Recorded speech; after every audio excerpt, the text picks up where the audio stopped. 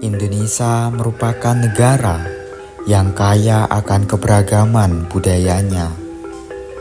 Dan tentunya kita sebagai seorang pelajar memiliki tugas untuk mempelajari serta melestarikan kebudayaan lokal agar tidak hilang sampai ke generasi yang akan datang. Seperti kebudayaan peninggalan dari Kerajaan Majapahit yang kita kunjungi saat study tour yang terletak di Mojokerto, Jawa Timur. Mulai dari Museum Majapahit, Candi Bajang Ratu, hingga sampai Candi Brahu. Assalamualaikum warahmatullahi wabarakatuh. Perkenalkan, kami dari kelompok 26 akan memperkenalkan diri mulai dari saya, Sakinah Melani. Saya Aisyah Nurul Fauzia.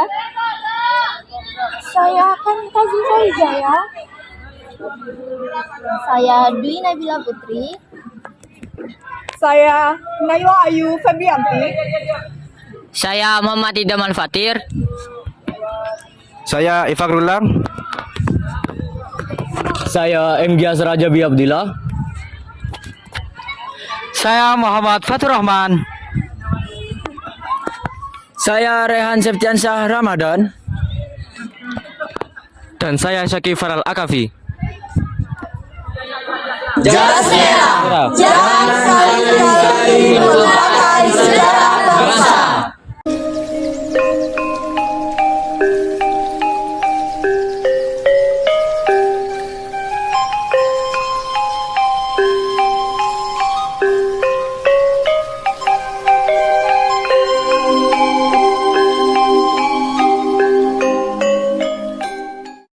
Halo teman-teman semua, jadi kita sudah sampai di tujuan yang pertama, yaitu Candi Bajang Ratu.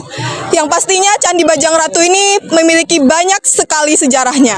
Apa aja sih sejarahnya? Yuk ikuti keseruan kita.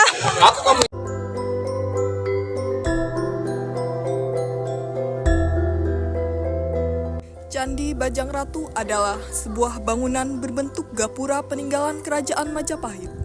Candi ini memiliki fungsi sebagai pintu masuk ke sebuah bangunan suci untuk memperingati wafatnya Jaya Negara, Raja kedua Majapahit yang memerintah antara 1309 hingga 1328. Candi ini terbuat dari batu bata merah, kecuali lantai, tangga, serta ambang pintu bawah dan atas yang dibuat dari batu andesit.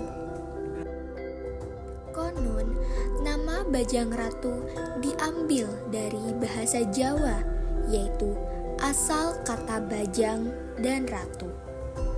Bajang sendiri artinya kerdil, jadi Bajang Ratu maksudnya adalah bahwa Raja Jaya Negara dinobatkan sebagai Raja Kerajaan Majapahit ketika masih kecil.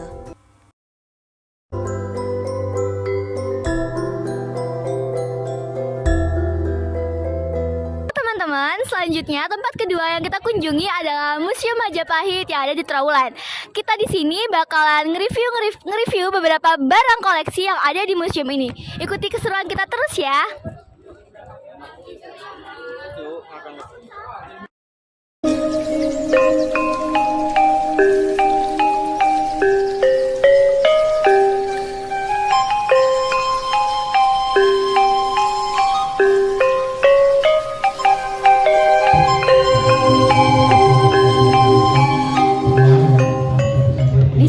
Nabila akan mereview tentang peninggalan Majapahit, yaitu jobong.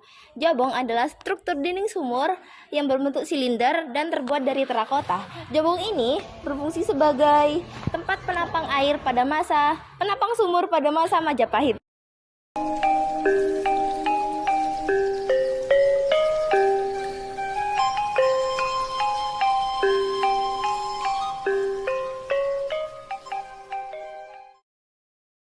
Halo teman-teman semua, saya Fatur yang akan menjelaskan salah satu koleksi yang ada di Museum Majapahit yang terletak di Trowulan ini. Di sini saya menemukan tempayan.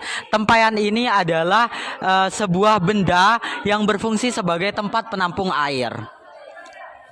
Tempayan ini berbentuk tambun dan memiliki penampang berbentuk lingkaran. Biasanya dikaitkan dengan Padma Mula atau asal mula hidup.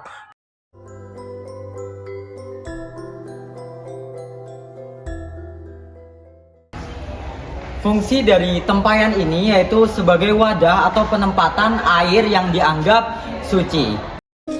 Selain jobong dan tempayan, di Museum Majapahit juga terdapat macam-macam arca, sebanyak kurang lebih 567 arca yang salah satunya ada arca Kinari. Selain di museum bagian luar, tim kami juga akan menelusuri bagian dalam museum yang tentunya juga banyak sekali simpanan koleksinya. Nah, saya Sakinah Melani di sini akan menjelaskan tentang gobok. Uang gobok merupakan uang yang digunakan pada saat zaman Majapahit untuk alat tukar menukar. Nah, ukuran dari gobok ini relatif berbeda-beda dan uniknya gobok ini memiliki ciri khas pada logam yang digunakannya. Di sini saya Naila akan menjelaskan peninggalan yang selanjutnya, yaitu ventilasi. Nah, ventilasi ini merupakan salah satu unsur bangunan yang memiliki fungsi untuk sirkulasi udara dan sirkulasi pencahayaan. Biasanya ventilasi ini berbentuk karawangan dan bundar. Saya Aisyah akan menjelaskan tentang situs yang satu ini yang disebut dengan Jala Dwara. Jala yang berarti air dan Dwara yang berarti pintu. Bisa disimpulkan Jala Dwara merupakan pancuran air yang digunakan di candi atau pemandian kuno yang disebut dengan petirtaan untuk menyalurkan air. Bentuk-bentuk Jala Dwara ini seperti makara, yaitu ikan yang berbelalai. Bentuk pancuran tersebut mempunyai arti sebagai lambang kesucian dan kesuburan.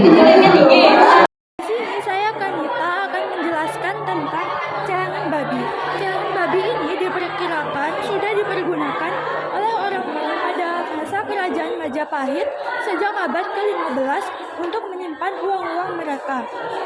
Ada dugaan bahwa mereka sudah membuat celengan ini sejak abad ke-13 di Trowulan Mojokerto. Keberadaan celengan ini menandakan bahwa mereka sudah mengenal uang untuk transaksi jual beli. Tak terasa sekarang kami sudah sampai ke kunjungan terakhir di Mojokerto ini.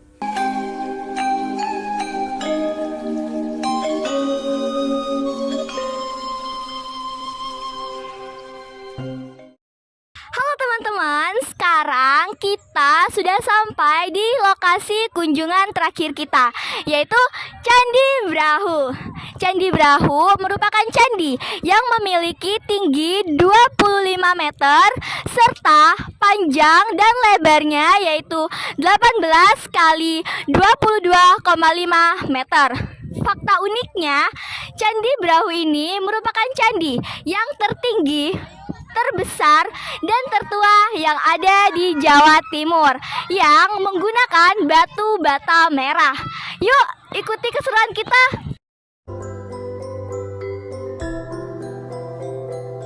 Di sini, tim kami juga sempat mewawancarai salah satu sejarawan yang ada di situs Candi Brahu. Nah, Candi Brahu ini ada di tengahnya, Trowulan di tengahnya. Jadi kota Raja Majapahit itu 11 kali 11 km. Nah, Trowulan ini termasuk di jantung kota atau di tengah-tengah. Kota Majapahit. Iya, kota Raja Majapahit. Candi ini dulunya dipakai buat apa? Candi ini dulunya dipakai sebagai tempat pemujaan. Sampai sekarang fungsinya tetap sebagai tempat pemujaan. Agama Buddha. Nah, karena berkembangnya waktu, karena waktu itu kan baik agama Buddha maupun agama Hindu, Siwa Buddha itu sudah berkembang, Kapitayan sudah berkembang. Jadi fungsinya tetap sama. Jadi candi adalah sebagai tempat pendarmaan atau tempat Pemuja. Nah, kalau untuk apa yang ke sini itu Pak, kebanyakan dari kalangan pelajar seperti SD, SMP, SMA atau mahasiswa dan sebagainya. Iya. Kalau kita kalkulasi atau kualifikasi ya, baik pelajar, Mahasiswa. umum, dinas, terus umum. Jadi kebanyakan yang mendominasi adalah kaum pelajar. Pelajar. Ya. Ya, terima kasih banyak ya Pak. Sama yuk.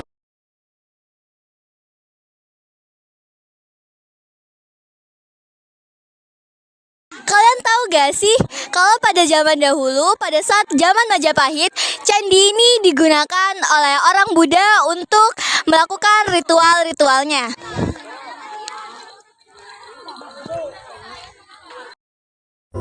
Pesan dan kesan yang kami dapat adalah dengan adanya study tour sejarah ini, siswa dapat mengenal salah satu sejarah yang ada di Indonesia, khususnya yang terletak di Mojokerto, Jawa Timur.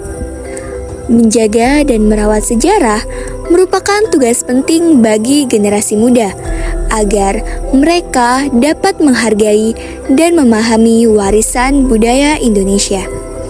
Hal ini dapat dilakukan melalui berbagai cara, seperti meningkatkan kesadaran akan pentingnya sejarah melalui pendidikan formal dan informal, aktif mengunjungi situs bersejarah, museum, dan lokasi bersejarah, serta berpartisipasi dalam kegiatan komunitas atau proyek pelestarian sejarah.